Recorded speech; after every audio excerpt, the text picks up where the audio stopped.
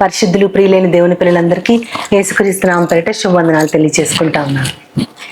నీవే నా రాజువు, నీవే నా ప్రభుడవు, నీవే నీవే నా దేవుడవు. నీవే నా రాజువు, నీవే నా ప్రభుడవు, నీవే నీవే నా దేవుడవు. యేసయ్యా ఓ యేసయ్యా ఓ యేసయ్యా ఓ యేసయ్యా ఓ భూమి పైన పశువులు నీవే, భూమి పైన పంటలు నీవే, సముద్రంలో జీవులు నీవే, నీవే అవి నీవే.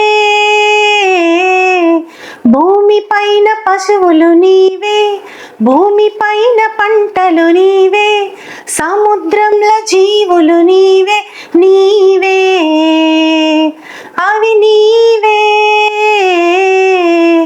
ఒకే ఒక్క జీవితం, ఒకే ఒక్క ప్రాణం, ఒకే ఒక్క జీవితం, ఒకే ఒక్క ప్రాణం అర్పింతును, అర్పింతును, ఓ అర్పింతును, అర్పింతును యేసయ్యా ఓ యేసయ్యా ఓ నీవే నా రాజువు, నీవే నా ప్రభుడవు, నీవే నీవే నా దేవుడవు. దేవుని యొక్క గొప్పతనం, సార్వభౌమత్వం మనందరికీ తెలిసింది. ఆయన ఉపదేశాల్ని, ఆయన వాక్యాల్ని విని ఆయన ప్రకారం నడుచుకుంటే ఆయన ఖచ్చితంగా మనకి ఏది కూడా కొదువు చేయలేని సమృద్ధికరమైన జీవితాన్ని ఆయన మనకి ఇస్తారు. కీర్తనలో గనక మనము చూస్తే ద్వితీయోపదేశ కాండం 32:2లో దేవుడు ఏమంటారంటే, నా ఉపదేశం వాన వలె కురియును, నా వాక్యము మంచు వలె లేత గడ్డి మీద కురియు చినుకుల వలె అది పచ్చిక మీద కురిసే వర్షము వలె ఉంటుంది. ఇక్కడ దేవుడు ఏం చెప్తున్నారంటే ఆయన ఉపదేశము వర్షం వలె కురుస్తుంది అంటున్నారు. ఆ భూమి మీద అయితే అది కంటిన్యూస్గా వానలా కురవాలి కాబట్టి ఆ భూమిని తడపటానికి, ఆయన సమృద్ధిని అనుగ్రహించడానికి అది వాన వలె కురుస్తుంది. కానీ పచ్చిక మీద తర్వాత లేత గడ్డి మీద అది ఎలా ఉండాలంటే మంచులాగా, చిన్న చినుకుల్లాగా కురిస్తే చాలు. ఏ సమయానికి ఎలా ఎంత వాక్యం కావాలో, ఎంత సమృద్ధి కావాలో, పోషణ కావాలో దేవునికి తెలుసు.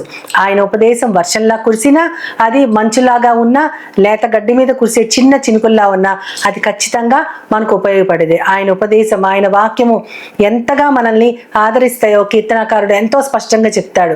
ఆయన 19:8లో ఆయన ఏం చెప్తారంటే, యెహోవా ఉపదేశములు నిర్దోషములు, అవి మన హృదయానికి సంతోషాన్ని ఇస్తాయని కూడా చెప్తారు. మనం యెషయా గ్రంథంలో చూసుకున్నట్లయితే అక్కడ 51:4లో దేవుడు ఏం చెప్తా ఉంటారంటే, 51:4 ఆయన ఏం చెప్తారంటే, నా ఉపదేశము నా దగ్గర నుంచి బయలుదేరుతుందని చెప్తారు. నా జనులారా ఆలకించుడి, నా ప్రజలారా చెవియొగ్గి వినండి, నా ఉపదేశం నా దగ్గర నుంచి బయలుదేరుతుంది. ఎలా అంటే జనములకు వెలిగిచ్చేటట్లుగా, జనములకు వెలుగిచ్చేటట్లు ఆయన ఉపదేశం ఏంటి అంటే, ఆయనే యేసుక్రీస్తు ప్రభువారు, వెలుగుమూర్తి అయిన యేసుక్రీస్తు అక్కడి నుంచి బయలుదేరబోతున్నాడని యెషయా గ్రంథకర్త చెప్తా ఉన్నారు. అదే యెషయా గ్రంథంలో 42:21లో దేవుడు మళ్ళీ చెప్తా ఉంటారు అదే ఉపదేశం గురించి. ఆయన ఏం చెప్తారంటే, యెహోవా సంతోషించుచు తన నీతిని బట్టి ఒక ఉపదేశ క్రమాన్ని ఏర్పరిచారని. దేవుడు మనకు ఒక ఉపదేశ క్రమాన్ని ఏర్పరిచారంట. ఆ ఉపదేశ క్రమమే యేసుక్రీస్తు ప్రభువారు. ఆయనే వెలుగులాగా దేవుని దగ్గర నుంచి వస్తా ఉన్నారు. అయితే ఇదంతా దేవుడు మనకు అనుగ్రహించేది, ఆ పాత నిబంధన భక్తులు పొందింది, ఇవన్నీ మనం చెప్పుకున్నాము. కానీ ఇప్పుడు మనం ఇచ్చే ఉపదేశము ఎలా ఉండాలి, మనము కూడా ఇప్పుడు దేవునిని కలిగి ఆయన వాక్యాన్ని చేతపట్టుకొని మనము జీవజ్యోతుల్లాగా దేవుని గ్రంథాన్ని చేతపట్టుకొని ఈ లోకములో అనేక మందికి మాదిరిగా ఉండవలసిన వారము. అయితే తిమోతికి రాస్తూ పౌలు గారు మొదటి పత్రికలో ఆయన చాలా స్పష్టంగా చెప్తారు. మొదటి అధ్యాయం 5వ వచనంలో ఏం చెప్తారంటే, ఉపదేశ సారము ఏదనగా పవిత్ర హృదయము నుండి, మంచి మనస్సాక్షి నుండి, కల్మషము లేని విశ్వాసము నుండి వచ్చే ప్రేమ అని చెప్తారు. అంటే మన ఉపదేశములో సారం ఏంటంటే ప్రేమే. మనం ఏ ఉపదేశం చేసినా యేసుక్రీస్తు ప్రభు ప్రేమను బట్టి మనము ఆయన రెండవ రాకడికి సిద్ధపడాలి. అంటే మన పాపాన్ని ఒప్పుకొని ఆయన రక్తంలో కడగబడి పవిత్రపరచబడాలి. ఇటువంటి ఉపదేశమే ఎవరు చెప్పినా సరే రెండవ రాకడికి సిద్ధం చేస్తూ చెప్పాలి.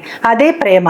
ఆయన ప్రేమని మనం వివరిస్తూ చెప్పే ఉపదేశ సారము ఎక్కడి నుంచి రావాలని 3 చెప్పారు ఆయన. పవిత్ర హృదయము నుండి, మంచి మనస్సాక్షి నుండి, కల్మషము లేని విశ్వాసము. ఈ 3 ఉంటే గనక అటువంటి వారిలోంచి వచ్చేదే ఉపదేశ సారము, అదే దేవుని ప్రేమ అని చెప్తారు. కాబట్టి ఎవరికి మనం ఏది చెప్పినా సరే మనము మంచి పవిత్ర హృదయం కలిగి ఉన్నామా, లేదా మనం మంచి మనస్సాక్షి కలిగి ఉన్నామా, లేదా ఇంకా మనము కల్మషము లేని విశ్వాసముతో ఉన్నామా లేదా అనేది మనకు మనం పరీక్షించుకొని ఇతరులకి చెప్పగలిగితే దేవుని ఉపదేశము నిజంగానే వర్షం వలె కురుస్తుంది. అది లేత గడ్డి మీద కురిసే మంచులాగా, చిన్న చినుకులలాగా ఉంటుంది.